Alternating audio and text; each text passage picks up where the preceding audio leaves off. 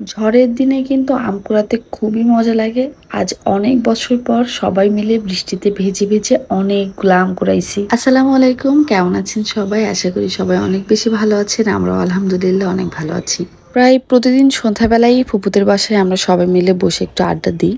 তো গত পরশুদিন আমাদের একটু বাইরে ঘুরতে যাওয়ার কথা ছিল, বাট আকাশটা অনেক মেঘলা দেখে আমরা আর বাইরে কোথাও যাইনি। তো সবাই মিলে ফুপুদের বাসায় বসে আড্ডা দিচ্ছিলাম, আর এদিকে বাইরে প্রচন্ড পরিমাণে ঝড় হচ্ছিল, বৃষ্টি হচ্ছিল, সাথে যেমন জোরে জোরে বাতাস হচ্ছিল তেমন হচ্ছে বৃষ্টি। সাধারণত ঝড় বৃষ্টির মধ্যে সবসময় বাসায় থাকা হয়, আর বাসায় থাকলে বাইরে বের হওয়া হয় না, যেহেতু সাইফান থাকে, আর সাইফানের বাবা কখনোই বাইরে বেরোনোটা অ্যালাউ করে না ঝড় বৃষ্টির মধ্যে। তো আজকে সবাই মিলে একসাথে ছিলাম, সাইফানের বাবাও ছিল না, আর সাইফানও আজকে ঘুমিয়ে গিয়েছিল। তো নুন্নাহার পুকুর কাছে সাইফানকে রেখে আমি, রোশনি আপু আর ছোট বাবু সবাই মিলে বের হয়ে গেলাম আম কুড়ানোর জন্য। রাস্তায় বের হয়ে দেখি ঝড়ে মানুষের বাসার টিনের বেড়া ভেঙে পড়েছে, সুপারি গাছ ভেঙে পড়েছে, আবার এর মধ্যে মানুষজন আমও কুড়াচ্ছে। আমরা তো ভেবেছিলাম যে যেহেতু ঝড় বৃষ্টি এখনো থামেনি, তো আমরাই হচ্ছে সবার প্রথমে গিয়ে আম কুড়িয়ে নিয়ে আসবো, বাট না, অনেকেই হচ্ছে আম কুড়াচ্ছে।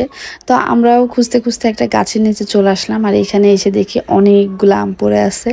এখানে তেমন কেউই নাই।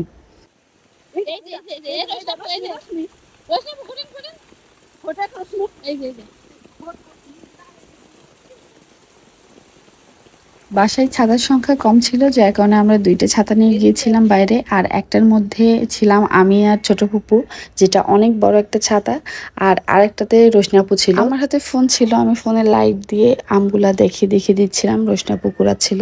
আর যেহেতু আমরা দুজন একটা ছাতির মধ্যে ছিলাম, তো একজন মানে আম কুড়াতে গেলে আরেকজন ভিজে যাবে, এই জন্য আমরা হচ্ছে দুজন কেউই আম কুড়াচ্ছিলাম না। আমরা শুধু জাস্ট রোশনি আপুকে দেখিয়ে দিচ্ছিলাম। রোশনি আপুই সবগুলো আম কুড়াইছে। তারপর আমরা ওই গাছ থেকে আম কুড়ানো শেষ করে আরেকটা গাছের নিচে আসছি, আর এখানে এসে অনেকগুলো আম একসাথে পড়ে থাকা দেখে ছোট পুপু এক্সাইটেড হয়ে একদম ছাতি থেকে বের হয়ে আম কুড়ানো শুরু করে দিয়েছে বৃষ্টিতে ভিজে ভিজে। আম দেখে তার মাথায় হুঁশই নাই যে সে ছাদ থেকে বের হয়ে বৃষ্টিতে ভিজতে। এই গাছের আমগুলো একদম পাকা পাকা ছিল, সবগুলো আমই বেশ পাকা ছিল, মানে একদম গাছ পাকা আম। আর এখানেও আমরা বেশ অনেকগুলো আম পেয়েছি। ছোটবেলায় ঝড় উঠলেই দৌড় দিয়ে চলে যেতাম আম গাছের নিচে, আর সবাই মিলে একদম কাড়াকাড়ি মারামারি করে আম কুড়তাম।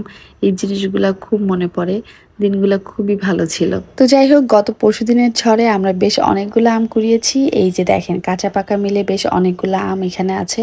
আর এরপরেও অবশ্য অনেকগুলা গাছে আম কুড়িয়েছিলাম, সেগুলো আর ভিডিও করতে পারিনি, কেন ফোন রেড হয়ে গিয়েছিল। তো টোটাল আমরা এতগুলো আম কুড়িয়েছি। আপনারা কারা কারা গত পরশুদিনের ঝড়ে আম কুড়িয়েছেন অবশ্যই কমেন্ট করে জানাবেন। ভালো থাকবেন সবাই, আল্লাহ হাফেজ।